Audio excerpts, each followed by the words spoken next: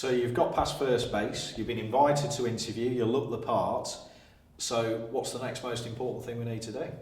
Well, personally, I can't emphasise enough how important it is for anyone who's got an interview to go and research about the company. Lock yourself away for a couple of hours, but look up everything you can. Look at what the company does, look at its competitors, look at what's happening in the industry, look at any marketing information, blogs, news sites. The company's own website is a great source of this information for anyone who wants to look. But make sure you go and do it, because it will make you look much more professional, and because you'll know what you're talking about, and you'll be able to talk about something other than your personal achievements, and it will look like that you're prepared to go the extra mile, and as a result you'll appear to be the perfect candidate. And my favourite example of this, if you, I don't know if you watch the TV show The Apprentice at all, and they always get asked this, what do you know about Amstrad or Alan Sugar?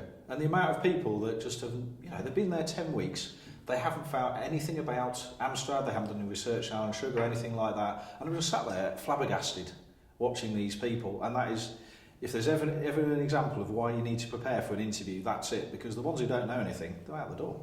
I think a good tip for that is to switch places with the interviewer and to think about the kind of questions you're likely to get asked, and that way you can prepare for the answers in advance. And typical questions are, what do you know about the job, or what do you like about the company? Where do you see yourself in 5 years' time? What have been your biggest successes and failures? Questions like that, if you can prepare the answers in advance, when you get asked them at interview stage, you're less likely to be flummoxed by it. And also, you've got to think about what questions you want to ask them. Now, there's a couple of reasons for this.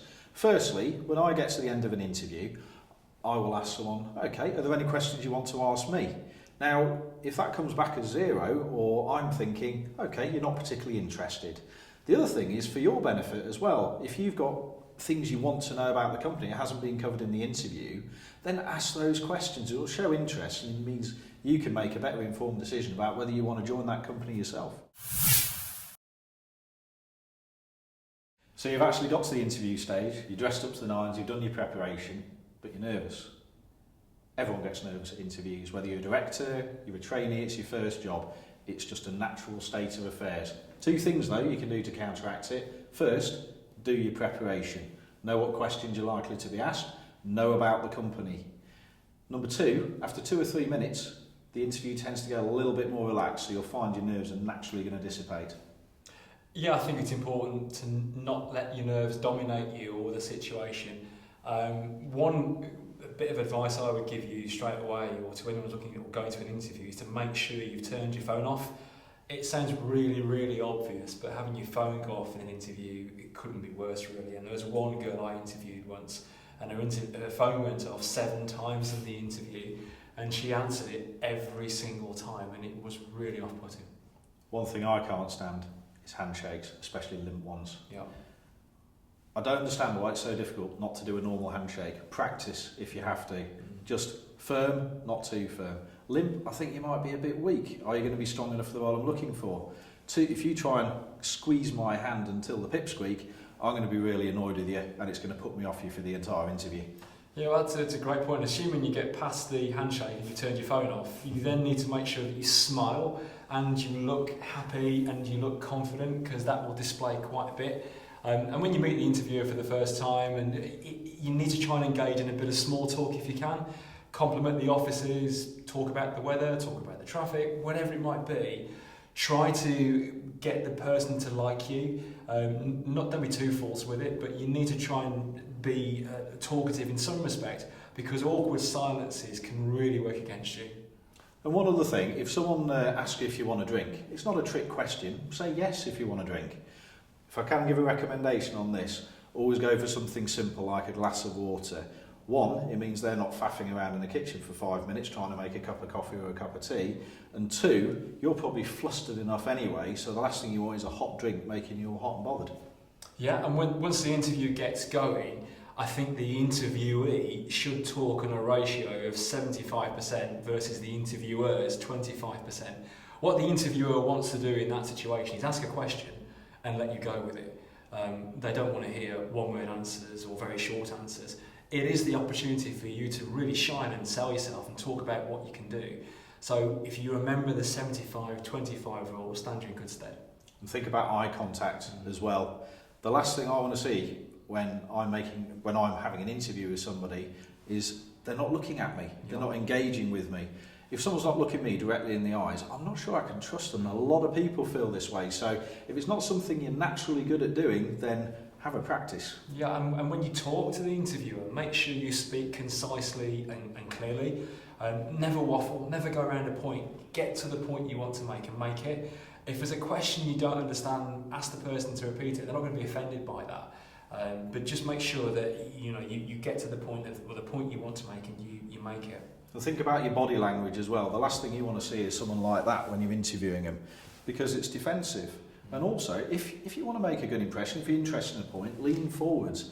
And whatever you do, please do not put your hand in front of your face like that. Yeah. 9 times out of 10, people think you're lying, so be very careful. If it's something you do naturally, try and sit on your hands.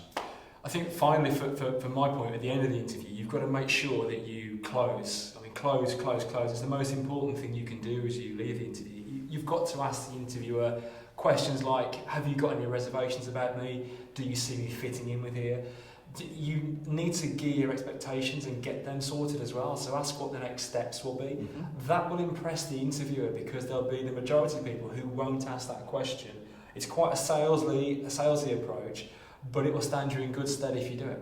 And if you like the sound of the job, tell them.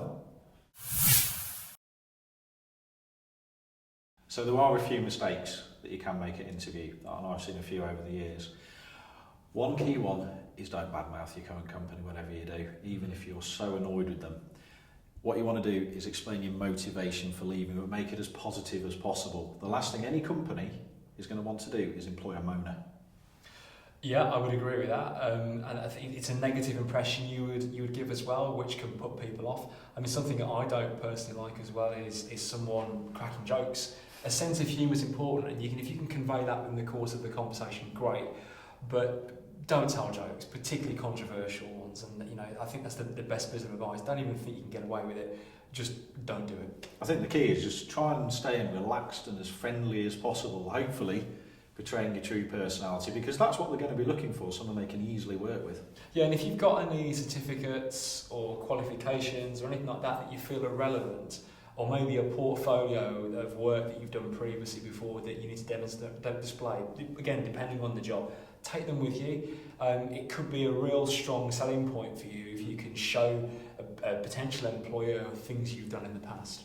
And a lot of companies these days will tend to use psychometrics as part of their toolkit to find the best people for them. Now, there's schools of thought on this, but my personal view on psychometrics is be as honest as possible. There's brain boxes that put these things together, and if you try and play a psychometric, it always shows up. So be as honest and precise as you can in your answers.